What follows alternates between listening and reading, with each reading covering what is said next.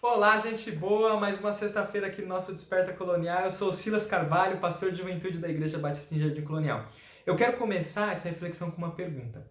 Você já parou para pensar que Deus pode usar o seu exemplo, a sua vida de busca, a sua devoção a Ele para influenciar as futuras gerações?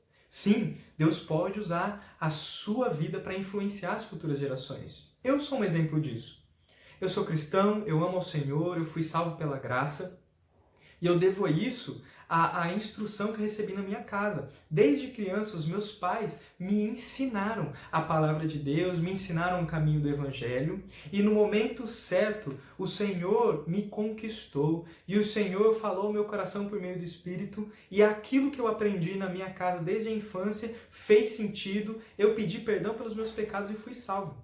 E eu agradeço muito a Deus pela vida dos meus pais, por ter me ensinado o caminho do Evangelho. E eu sei que os meus pais também, eles foram salvos e eles também devem muito aos meus avós, que também ensinaram para eles os caminhos do Evangelho. E também os meus avós devem isso aos meus bisavós, que também ensinaram eles o caminho do Evangelho. Na minha família, o Evangelho tem sido passado de geração em geração. E o meu desejo é que Deus me use, assim como Ele usou meu bisavô, meu avô e os meus pais, para que eu passe esse caminho para os meus filhos, para os meus netos, para os meus bisnetos. E que minha família continue nas futuras gerações amando o Senhor, sendo salvos pela graça e compartilhando o caminho do Evangelho. A minha e a sua vida podem ser usados por Deus para influenciar as futuras gerações. Esse é o assunto de hoje. Esse é o assunto de hoje do nosso Desperta Colonial. E nós vamos aprender isso a partir de um texto que a gente não gosta de ler na Bíblia. Nós vamos aprender isso a partir de genealogias. Como é um texto grande, eu quero que você pause o vídeo e que você leia Gênesis capítulo 4, a partir do versículo 17, até Gênesis capítulo 5, versículo 32. Nós vamos ver a genealogia de Caim e a genealogia de Sete. Quero que você pause o vídeo e leia aí. Leu? Conseguiu ler? Eu não sei se você conseguiu perceber. Genealogia não é um estilo de texto que a gente gosta muito, né? Nós não gostamos de ler lista, nós gostamos de ler histórias. Só que essa genealogia, essas duas genealogias, na realidade, elas vão demonstrar aquilo que eu estou analisando aos vídeos passados. O confronto entre duas descendências, a batalha entre duas genealogias. A genealogia da semente da serpente, que é ímpia, odeia o Senhor e que amaldiçoa todos que o seguem. E a genealogia da mulher, que ama o Senhor, que busca o Senhor e que Deus vai usar para abençoar todas as nações. Você está vendo aí, a Gênesis vai fazer esse confronto toda hora, e agora é o momento em que a gente vê o auge dessa comparação. O momento em que as duas sementes são colocadas uma do lado da outra. A semente de Caim é comparada com a semente de Sete. Olha só que interessante, vamos fazer o seguinte, vamos usar agora a matemática para a gente ver como essa comparação está sendo forte. Vamos contar 7 nomes a partir da descendência de Caim, começando com Adão. Então vai ter aí Adão, Caim, Enoque, Irade, Meujael, Metusael e Lameque. Você já percebeu que no capítulo 4, Lameque ele toma uma proporção especial? Lameque vai contra o padrão de Deus para o casamento. Ele é o primeiro homem que se casa com mais de uma mulher. Se você não viu, depois dá uma olhada aí no vídeo que a gente fala sobre o padrão de Deus para o casamento, em que nós falamos que o casamento foi instituído por Deus para ser só entre um homem e uma mulher, ser monogâmico. Lameque vai contra esse padrão. Ele é tão rebelde contra o Senhor, demonstrando que faz parte da descendência da serpente, que ele se casa com 2 mulheres. Mas não só isso. Lameque é reconhecido por violência.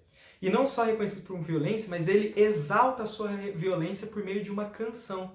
Talvez Lameque foi o primeiro funkeiro da história cantando um proibidão. Olha só a música que Lameque canta às suas esposas. Versículo 23 e 24 diz assim: Certo dia Lameque disse às suas mulheres: Ada e Zilá, ouçam minha voz, escutem o que eu vou dizer, mulheres de Lameque. Matei um homem porque me atacou, e um rapaz porque me feriu. Se aquele que matar Caim será castigado 7 vezes, quem me matar será castigado 77 vezes. Lameque demonstra que ele supera a violência de Caim e ele exalta a si mesmo com uma canção, o primeiro funk proibidão da história. Ele vai dizer: eu matei um homem porque me atacou e um jovem porque me feriu. Ele diz: eu faço como eu aprendi com o meu antepassado Caim. E pior, eu sou pior do que Caim. Aquele que matar Caim vai ser vingado 7 vezes, aquele que matar Lameque vai ser vingado 77, vai ser vingado muitas vezes mais, porque a minha violência é pior. Lameque é reconhecido como alguém extremamente ímpio. Ele é a demonstração clara de como é o pensamento daquele que está comprometido com a semente da serpente, que odeia o Senhor e que ama a rebeldia. Mas o trecho ele não termina assim. Lembra que eu te falei que é um comparativo? Se você continuar o trecho, você vai ver Sete, o novo filho de Adão. E Sete, quando ele chega à vida adulta, ele começa uma tradição. Olha só o versículo 26. Quando Sete chegou à idade adulta, ele teve um filho chamado Enos. Nessa época, as pessoas começaram a invocar o nome do Senhor. Tá aí a diferença entre Sete e Caim. Caim foge da presença do Senhor, decide viver distante do Senhor, decide viver alheio ao Senhor. Sete não é assim. Sete invoca o nome do Senhor. Sete reconhece o Senhor como o único Deus verdadeiro que merece ser adorado. Sete reconhece que o Senhor é aquele que deve ser invocado, cujas orações devem ser dirigidas a Ele. Sete busca o Senhor. E por causa disso, a sua descendência é marcada por uma vida de piedade. E o auge da sua descendência também é marcado no sétimo descendente de Adão por meio de Sete. Se você contar 7 nomes de Adão por meio da linhagem de Sete, olha só. Adão, Sete, Enos, Cainã, Maalaleel, Jared e Enoque. Enoque vai ser o comparativo direto a Lameque. Lameque, reconhecido por uma vida ímpia, uma vida que odeia o Senhor, agora está sendo comparado com Enoque, que tem uma vida de extrema intimidade. Olha a intimidade de Enoque com Deus. Versículo 23 do capítulo 5.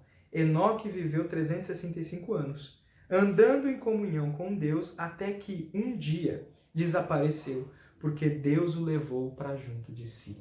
Enoque aprendeu com seus antepassados a invocar o nome do Senhor e se empenhou tanto nisso que ele foi levado antes de morrer. Enoque foi a primeira pessoa que não viu a morte, foi levado para junto de Deus sem morrer. Nesse momento, Moisés está mostrando o comparativo entre a linhagem da serpente e a linhagem da mulher. A linhagem da serpente, ela só prolifera pecado. A linhagem da serpente, ela só amplifica a iniquidade, ela potencializa a violência. Mas a linhagem da mulher que abençoa, ela intensifica a busca. Você pode ser usado por Deus para moldar o caráter das futuras gerações. Sabe o que você tem que fazer? Buscar o nome do Senhor. Você tem que ter uma vida de santidade. Tem que querer caminhar com o Senhor. E pedir ao Senhor para que use o seu exemplo para influenciar as próximas gerações. E a influência de Sete de invocar o Senhor não parou em Enoque. É interessante que Enoque, na genealogia toda, ele é a única pessoa que é falada como alguém que andava em comunhão com Deus. E Enoque também influenciou as futuras gerações. No capítulo 6, Noé, que faz parte da descendência de Sete e de Enoque, ele também é reconhecido como alguém que andava em comunhão com Deus. O exemplo de Sete influenciou as futuras gerações. A busca de Sete foi passada para os seus filhos, netos, bisnetos. Chegou até Enoque, que é um exemplo de alguém que buscava o Senhor ao ponto de o Senhor o tirar e não deixar ele ver a morte.